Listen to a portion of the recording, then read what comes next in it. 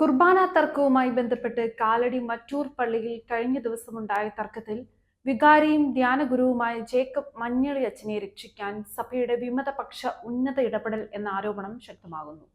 സംഭവ ദിവസം വികാരിയെ കാണാൻ ചെന്ന കന്നപ്പള്ളി വീട്ടുകാരായ ജോർജ് തോമസ് എന്നിവരോട് ക്ഷിപ്രകോപിയായ അച്ഛൻ ആക്രോശിച്ചുകൊണ്ട് തട്ടിക്കയറുകയും ഷൂ ഇട്ട കാലുകൊണ്ട് ജോർജിന്റെ കാലിൽ അമർത്തി ചവിട്ടി തള്ളുകയും അത് തടയാൻ ചെന്ന തോമസിനെ തള്ളിയിടാനും ശ്രമിച്ചു. തുടർന്ന് ഇവർ സർക്കാർ ആശുപത്രിയിൽ ചികിത്സ തേടി. ഇതറിഞ്ഞ വികാരി പുറകെ പോയി ഹോസ്പിറ്റലിൽ അഡ്മിറ്റായി. അതോടെ അപകടം മണത്തറിഞ്ഞ ജോർജ് തോമസ് എന്നിവർ പോലീസിൽ പരാതി നൽകുകയും ചെയ്തു. പുറകെ വികാരിയും പരാതിയുമായി എത്തുകയായിരുന്നു. വികാരിയുടെ പരാതിയിൽ പോലീസ് കേസ് രജിസ്റ്റർ ചെയ്തു. എന്നാൽ ആദ്യം പരാതി കൊടുത്തവരുടെ കേസ് ഇതുവരെ രജിസ്റ്റർ ചെയ്തിട്ടില്ല.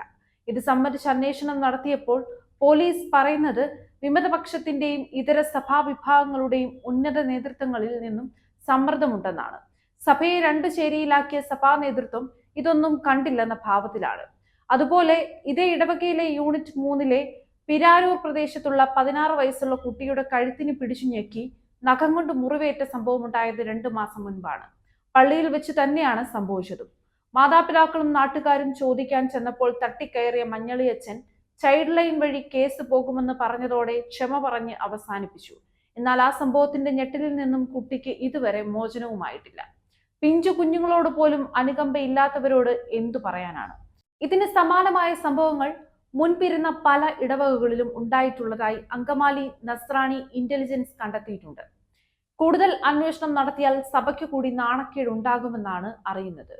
എന്തായാലും ഒരു ധ്യാന ഗുരു കൂടിയായ മഞ്ഞളി അച്ഛൻ ഇത്രയും അധപതിക്കുമോ എന്ന ചോദ്യമാണ് പൊതുസമൂഹത്തിൽ ചർച്ചയാകുന്നത്.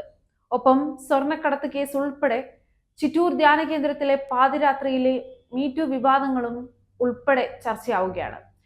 മുമ്പ് പറഞ്ഞത് ഒരു ധ്യാന ഗുരുവായ വൈദികന്റെ തനി സ്വരൂപം പൊതുസമൂഹം അറിയാൻ ഈ ഒരു ചെറിയ സംഭവം കൊണ്ട് സാധിച്ചു എന്നത് സത്യമാണ്.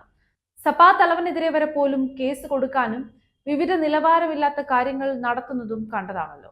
അപ്പോൾ സാധാരണ വിശ്വാസികളുടെ കാര്യം പറയേണ്ടതില്ലല്ലോ. എന്തായാലും പോലീസ് കേസെടുക്കാതെ പക്ഷാപാത നിലപാട് സ്വീകരിക്കുന്നത് ജനാധിപത്യത്തോടുള്ള വലിയ വെല്ലുവിളി കൂടിയാണ്.